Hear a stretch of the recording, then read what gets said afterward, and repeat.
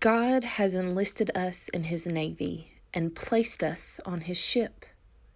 The boat has one purpose: to carry us safely to the other shore. This is no cruise ship, it's a battleship. We aren't called to a life of leisure, we are called to a life of service. Each of us has a different task. Some, concerned with those who are drowning, are snatching people from the water. Others are occupied with the enemy, so they man the cannons of prayer and worship. Still others devote themselves to the crew, feeding and training the crew members. Though different, we are the same. Each can tell of a personal encounter with the captain, for each has received a personal call. He found us among the shanties of the seaport and invited us to follow him. Our faith was born at the sight of his fondness, and so we went. We each followed him across the gangplank of his grace onto the same boat. There is one captain and one destination. Though the battle is fierce, the boat is safe, for our captain is God. The ship will not sink. For that there is no concern. There is concern, however, regarding the disharmony of the crew. When we first boarded, we assumed the crew was made up of others like us. But as we've wandered these decks, we've encountered curious converts with curious appearances and opinions.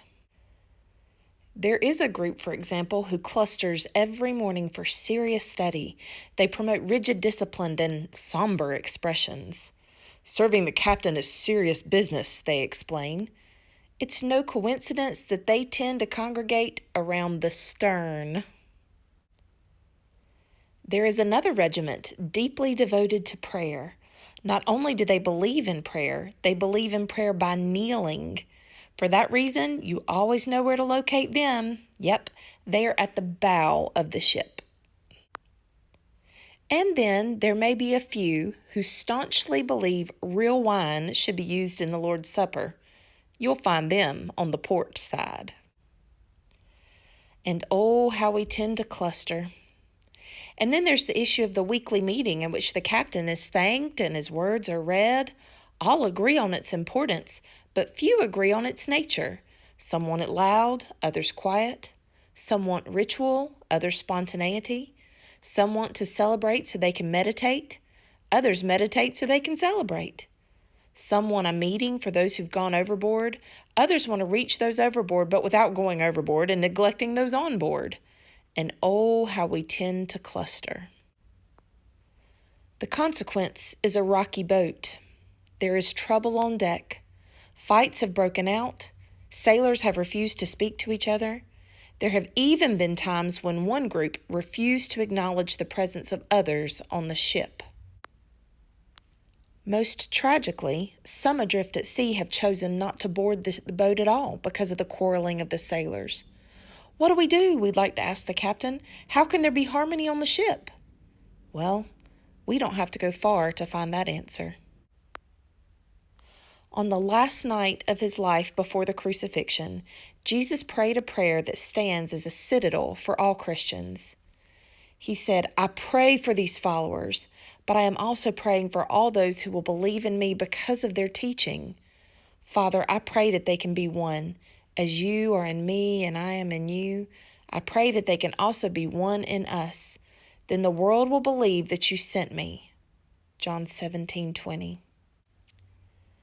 How precious are these words. Jesus, knowing the end is near, prays one final time for his followers.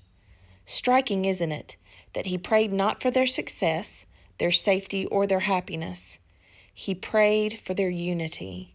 He prayed that they would love each other. This example was taken from Max Lucado's book, In the Grip of Grace, chapter 16. Guys, we are all part of the crew, and no matter where or who we are, we need to keep rowing. The captain has work for us to do, and we can't do it without each other. Row together.